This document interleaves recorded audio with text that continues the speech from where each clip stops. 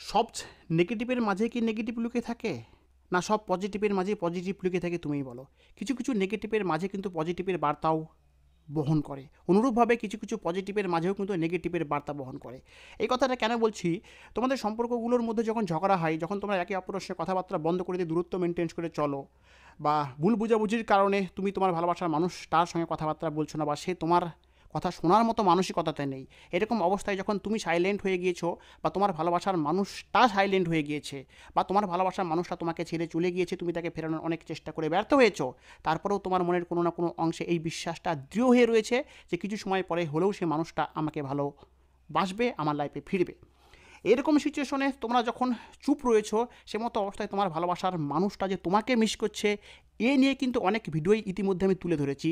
But আমাকে অনেকে প্রশ্ন করেছে, দাদা এরকম সিচুয়েশনের মাঝে আমার ভালোবাসার মানুষটাকে আমি ফেরানোর চেষ্টা করে যখন ব্যর্থ হয়েছি, তখন আমার ভালোবাসার মানুষটা অনেকের কাছে, অনেকে অর্থে আমার পরিচিত বর্গ যাদের সঙ্গে আমাদের সম্পর্কটা ভালো থাকাকালীন আমরা একে অপরকে পরিচয় করিয়ে দিয়েছিলাম, সেই সমস্ত মানুষগুলোর কাছে আমার নামে বদনাম করছে, আমার নামে দুর্নাম করছে।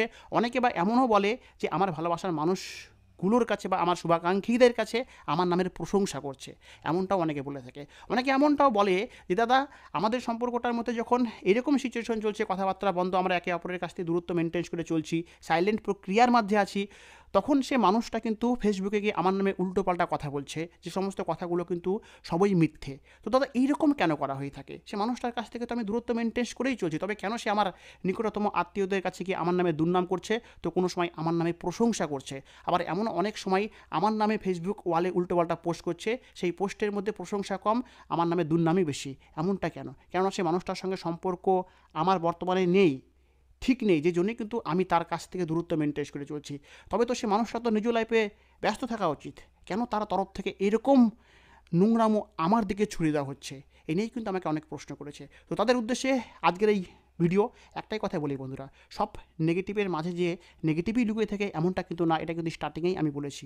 কেননা তোমার ভালোবাসার মানুষটার সঙ্গে তোমার ঝগড়া হতেই পারে, ঝগড়ার কারণে তুমি তার সঙ্গে কথাবার্তা বন্ধ করে রাখতেই পারো। সে মানুষটা তোমাকে ছেড়ে চলে গিয়েছে, তুমি তাকে ফেরানোর চেষ্টা করেছো, সে তোমাকে ইম্পর্টেন্ট দেয়নি, বাট সে মানুষটারও কিন্তু একটা সময় পর তোমার প্রতি ভালোবাসা ফিরে এসেছে। এবার তার ভালোবাসা ফিরে এসেছে অর্থে যে সে তোমাকে পজিটিভ সাইন দিবে এমনটা তো না। সে যে কর্মকাণ্ডগুলো করছে, সে কর্মকাণ্ডগুলোর মধ্যেও যে পজিটিভিটি লুকিয়ে আছে, তুমি কি বুঝতে পারছো? নিশ্চয়ই পারছো না। যদি পারতে তবে এইরূপ প্রশ্ন আমার পানে ছুড়ে দিতে না। কেননা সে মানুষটাও কিন্তু বর্তমানে তোমাকে ভালোবাসে।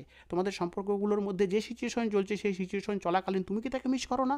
তুমি সেই মানুষটার সঙ্গে কথা বলছো না, আমি মেনে নিচ্ছি, সে মানুষটার সঙ্গে সাইলেন্ট মেনটেন করে চলছো, দূরত্ব মেনটেন করে চলছো, তাই বলে কি তোমার মনে কি সে মানুষটাকে নিয়ে ভালোবাসা নেই?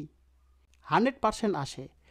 তাহলে তোমার মনে যদি সে মানুষটার সঙ্গে দূরত্ব মেনটেন করাকালীন সে মানুষটাকে নিয়ে অফুরন্ত ভালোবাসা থেকে থাকে, তবে তোমার ভালোবাসার মানুষটা তোমার উপরে রাগ দেখাচ্ছে, মানে যে তোমাকে নিয়ে সে ভাবছে না, এর অর্থ কী? তুমি কি বোঝাতে পারবে? সে মানুষটা তোমাকে নিয়ে ভাবছে, সে মানুষটা তোমাকে মিস করছে, বাট তার ইগো তাকে বাধা দিচ্ছে তার এই মিসিং বিষয়টা তোমার কাছে তুলে ধরতে। কেননা আজকালকার সবাই কিন্তু ইগোকে বেশি ইম্পর্টেন্ট দেয়, আর এই ইগোর কারণেই কিন্তু বহু সম্পর্কে অচিরেই নষ্ট হয়ে গেছে। তোমার ভালোবাসার মানুষটাও তোমার সঙ্গে কথাবার্তা বন্ধ হওয়াকালীন বা তুমি সাইলেন্ট হয়ে গেছো বলে সে মানুষটাও কিন্তু তোমাকে হারানোর ভয়ে কুঁকুড়ে রয়েছে, যে জন্যই কিন্তু সে তোমার নামে উল্টোপাল্টা কথা বলে তোমার তরফ থেকে রেসপন্স পাওয়ার চেষ্টা করছে। সে তোমার নামে দুর্নাম করছে। দুর্নাম করার অর্থটা কী? সে যদি তোমাকে ভালোই না বাসবে, তবে তবে তবে তোমার নামের দুর্নাম তো সে অন্য কোথাও করতে পারে, যেখানে করলে পরে সেই দুর্নামের কোনো বিষয় তোমার কান অবধি পৌঁছবে না। তা করছে না, সে এমন জনের কাছে দুর্নাম করছে যার কাছে দুর্নাম করলে সে তোমার কান অবধি সেই দুর্নামের কথাগুলো পৌঁছতে পারবে, যার ফলে তুমি সাইলেন্ট প্রক্রিয়াকে ভেঙে সে মানুষটার সঙ্গে কথাবার্তা বলার জন্য তাকে আবারও ফোন করবে, তাকে জিজ্ঞেস করবে, তোমাদের মধ্যে আবার ঝগড়া শুরু হয়ে যাবে। তুমি তাকে কড়া ভাষায় বলবে যে তুমি আমার নামে উল্টোপাল্টা কথা কেন বলছো। সে তো এটাই চাইছে, সে চাইছে এই ঝগড়ার থ্রুতেই যেন সে তোমার সঙ্গে কথা বলে, এবং এই ঝগড়ার থ্রুতেই যেন তোমার সঙ্গে তার মিল হয়। বুঝতে পারছো? সব মিল করার মাঝে যে পজিটিভ সংকেতের দ্বারা সে মানুষটা তোমার সঙ্গে মিল করবে এমনটা তো না। সে মানুষটা ইচ্ছাকৃতই তোমার নামে উল্টোপাল্টা কথা বলছে, সে মানুষটা ইচ্ছাকৃতই তোমার নামে ফেসবুকে রং কিছু তুলে ধরছে। কেননা সে মানুষটা তোমার কাছ থেকে রেসপন্স চাইছে, সে মানুষটা জানতে চাইছে তুমি কি সত্যিই তাকে ভুলে গেছো। সে মানুষটা ডিরেক্ট তোমার সঙ্গে কথা বলতে পারছে না, কেননা তার আত্মসম্মান থেকে বাধা সৃষ্টি করছে। তার কারণ হচ্ছে সে মানুষটা তোমাকে ছেড়ে চলে যাওয়ার পর তুমি তাকে ফেরানোর চেষ্টা করেছো, তুমি তাকে অনেক বোঝানোর চেষ্টা করেছো, তখন সে বোঝেনি। বাট যখন তুমি একদম চুপ হয়ে গিয়েছো, যখন তুমি সাইলেন্ট প্রক্রিয়ার মাঝে আছো, যখন তুমি দূরত্ব মেনটেন করে চলছো, তখনই কিন্তু সেই মানুষটার মাথা ঘুরে গেছে। এবার সে মানুষটা তোমাকে হারানোর ভয়ে সর্বদাই কুঁকড়ে রয়েছে, বাট সে নিজে থেকে তোমাকে বলতে পারছে না যে আমি তোমাকে আবারও ভালোবাসতে শুরু করেছি, আমাকে ক্ষমা করে দাও। কেননা আমরা সবাই কিন্তু আত্মসম্মানকে বেশি ইম্পর্টেন্ট দিই।